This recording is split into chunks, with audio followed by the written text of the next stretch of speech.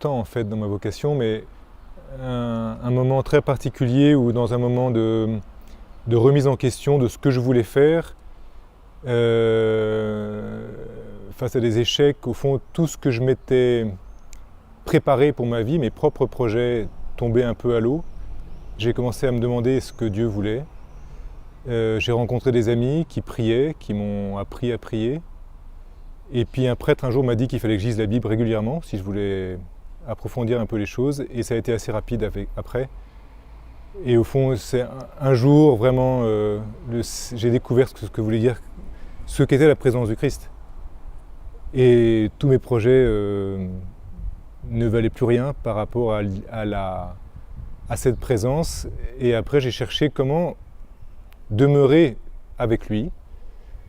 Et là, j'ai mis 3 ans avant de comprendre au fond que je voulais entrer dans un endroit où on m'apprenait à demeurer avec lui. Une prière liturgique, intense, régulière, et une vie communautaire très forte. Au fond, je pensais en entrant au monastère que j'allais vivre avec d'autres ermites dans une même maison. Et que prier, c'était ça. Et puis j'ai découvert au fur et à mesure que le charisme bénédictin était la vie cénobitique, c'est-à-dire la vie de communion. Et j'ai découvert qu'au fond, la prière ne se faisait pas seulement à l'église, mais à travers toute la vie, du lever au coucher, à travers les repas, le travail, etc. Et en découvrant ce charisme, je découvrais qu'il me donnait encore plus que ce que j'attendais. C'est vraiment un temps très particulier parce qu'on découvre tout, on apprend tout en fait. On apprend à manger, à parler, à dormir, à marcher. En fait, on apprend à aimer, mais à travers tout ça. Là, j'ai découvert, comme je vous l'ai dit, qu'au fond, la vie de communauté, la vie de communion était le vrai charisme de Benoît, qui nous transmettait. C'est un moment d'épreuve, tout est remis en cause. Le noviciat, pour moi, ça a été la découverte que je pouvais tout crier à Dieu à travers les psaumes.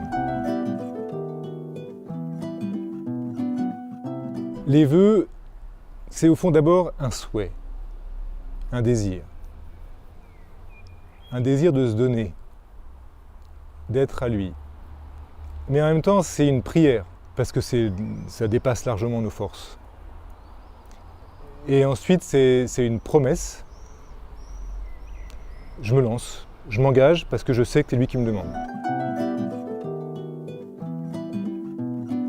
De 4h du matin à 8h du soir, plusieurs fois par jour, la cloche nous appelle à la prière et entre-temps, la vie communautaire, le travail s'imbrique. Mais au fond, pour exprimer le quotidien, c'est « Oh, j'avais oublié, j'avais oublié qui était là ». Et en fait, la cloche me rappelle à chaque fois, la cloche ou d'autres choses. Mais c'est donc la redécouverte émerveillée que je peux retrouver la présence de celui qui m'aime. Je crois que les joies les plus profondes sont liées à nos difficultés les plus profondes, puisque l'épreuve ne nous est laissée que pour faire une expérience plus large de l'amour que le Christ nous porte. Donc la joie, en fait, c'est découvrir que je suis sa joie.